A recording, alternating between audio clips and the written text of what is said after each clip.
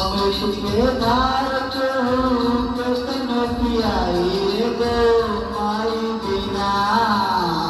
कैसे करे जरा जुड़ाई भाई गो माई बिना कैसे करे जरा जुड़ाई भाई गो माई बिना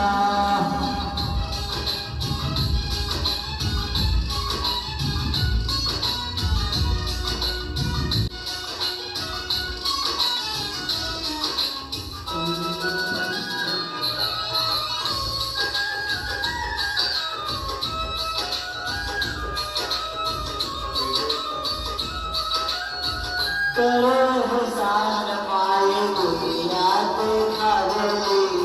अकल गतिया अवड़ी चले घुसी खावेली ओ करो हुसान माए दुनिया देखावेली अकल गतिया अवड़ी चले घुसी खावेली